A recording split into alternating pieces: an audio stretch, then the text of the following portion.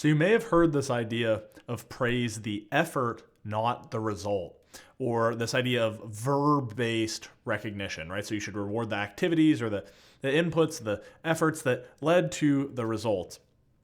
But in practice, in our everyday lives, I think we tend to hear kind of a mix or maybe even more of the things like, hey, you're so smart, or you're so talented, or you're so good, right? You can think of the examples of like a kid coming home, he just won his baseball tournament, he's got his big trophy, and mom or dad's like, you're such a good baseball player, you're such an athlete. Or young person comes home with a great report card and you say, oh, you're so smart. And this even continues on, I would say, into, you think of college, someone gives a presentation, you say, oh, you're such a good presenter, you're so smart, I could never do that. And the thing that all of these have in common is that we can think of as label-based recognition or rewards, in that they have to do with kind of attaching a label to your identity. I am a blank, or I am this way. And we tend to think these are probably a good thing to do, right? Because you say, oh, you're so smart, or you're so talented, and this person that we tend to care about, or maybe we just work with, but usually someone we care about, starts to think, oh, I am amazing, I am so smart, I am brilliant, I am talented, whatever. But the research is actually very clear that we should not give recognition or reward in this sort of way.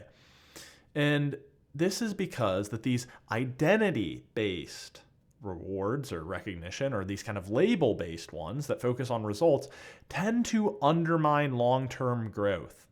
And so what we should focus on instead is what we set out at the very beginning, which is focusing on effort. So in this video, I'll explain all of this and why this is, drawing on one study from the scientific literature, and also suggest a better way to support the people we want to support and the people that we care about in a way that is more conducive to long-term performance, development, and with performance and development, ultimately, right, your happiness and quality of life. So I'll start with a story on this. I was in high school, pretty studious, although I had some partying mixed in with that as well. But, my parents being very supportive, especially my dad, would be like, yo, you're so smart, you're brilliant. My friends would be like, Jackson, you're so smart. And this was all great. And to let you in on kind of the nerdy side of me, I did have like a 4.6 GPA or something because I took AP classes and did well on all my tests and everything.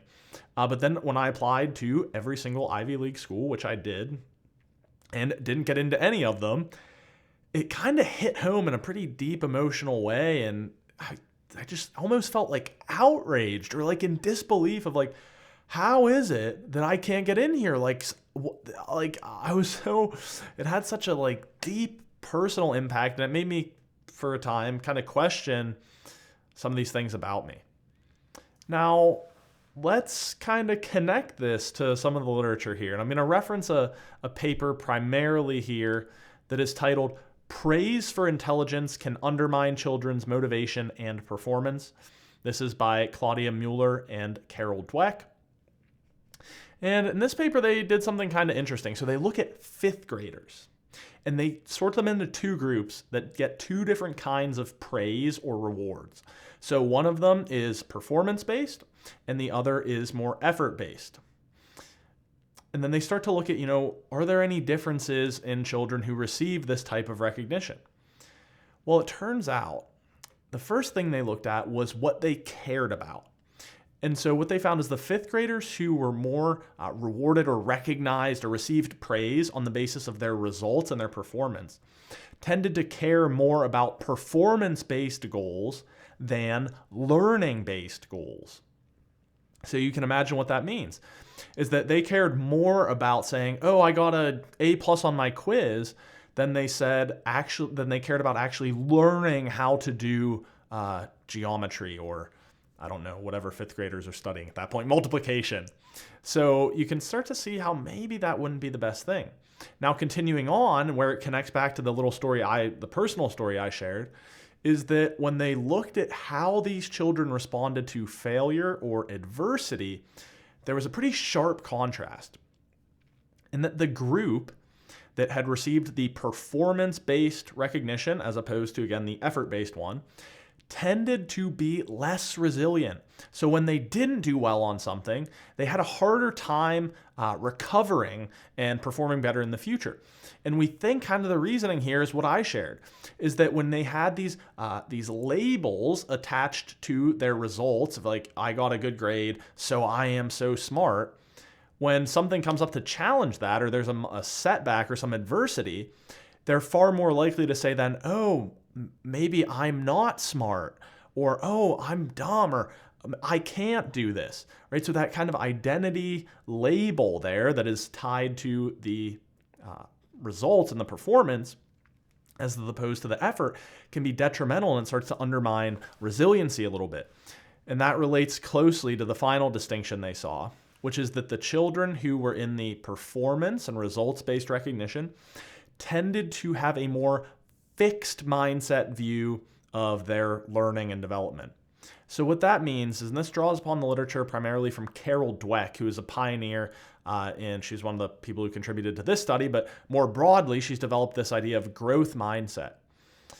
And so growth versus a fixed mindset talks about how we fundamentally view how we engage with the world and our own traits and capacities. So a growth mindset tends to view skills and traits and all those sorts of things as things that can be developed and enhanced through intentional effort, whereas fixed mindset tends to be, oh, well, that's just who you are, right? Kind of like your height, because despite some people maybe it's best efforts, you can't just try harder to be taller or shorter if you want to be shorter. So you can imagine again how that comes up in life, right? You have someone who maybe says, oh, I'm just not a good singer, I'm just not a good writer, I'm just not good at math. And that's sort of like the end of the conversation. Where someone with a growth mindset, maybe not, they don't think they're so amazing or something, but they say, oh, well, I know that if I practice speaking or practice writing or practice my mathematics, I can get better at it. So you start to see, you can imagine how that distinction would play out over the course of a lifetime when it comes to all sorts of personal development as well as the professional domain.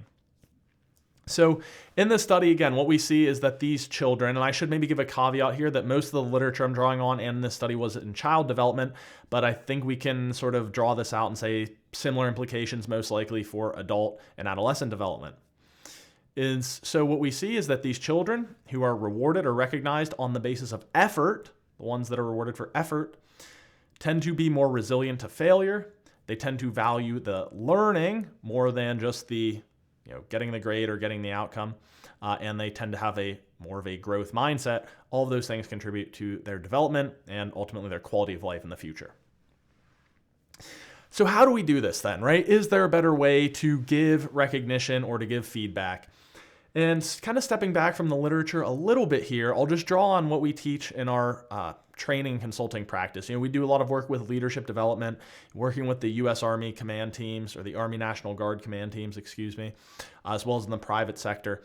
And often the distinction we make is praising versus witnessing. So your praising is your traditional pat on the back. Hey, good job. Here's what you did. You're super good. You rock. Now, witnessing, on the other hand, you can imagine receiving praise that's more like this, right? So in one case, the traditional way is maybe you hit your sales goal and your boss comes in and says, hey, good job on the sales, great month, you rock, keep it up. Now you can imagine a second case where your boss comes in and, hey, sit down for a second. So I just want to talk to you about what I observed over the last month. I saw you setting aside time to be really intentional about your process. I saw you kind of learning and trying new ways to get these different leads and set the appointments. And then my understanding, as we talked about it the one time, is that you went and shadowed 5 of our best reps and you learned how they approach their appointments and some of the tools that they use. You brought those into your appointments, right? So you were very intentional in your development and crafting your approach, and then you showed up consistently. I saw you putting in effort to show up at your best for clients and do research to be prepared before each call. You executed on the calls, right? You were focused, you were consistent, you were disciplined, and then you see what the results were. So you can imagine the second one, of course, I dressed it up a little bit, but that's like a much more profound feedback. And I think the reason is in the first one, the kind of pat on the back, good job, the validation is coming from two things that are both external. So they're coming from the result you got and me as the person giving the praise or the recognition, kind of validating you to say, you are good, you did it. In the witnessing example, notice that I didn't even say good job. I didn't even say you rock or you're amazing. All I did was say what I observed and said, and then you got the result. And so in that case, the sort of locus of control or the source of the validation is not so much me saying it and not even necessarily the result as much as the person who did the thing, their actions and their behaviors are the source of the validation, right? As again, opposed to this kind of external validation. So I think that's why this is a better way to kind of cultivate that growth mindset and that intrinsic motivation is focusing on the witnessing piece. And that's not to say you can't throw in a good job or tell the person you like, hey, you're a freaking rock star, you're amazing. But at least in this case, trying to do the witnessing, which is to appreciate and simply recognize, not even necessarily passing judgment on it. Just saying, hey, I've seen all that went into this. I see the effort. And then, of course, the result took care of itself. So to summarize this, right, we could be thinking about our kids, maybe we're thinking about our significant others, maybe we're just thinking about our friends or our colleagues. It's not that it absolutely can't at all be identity or label based, right?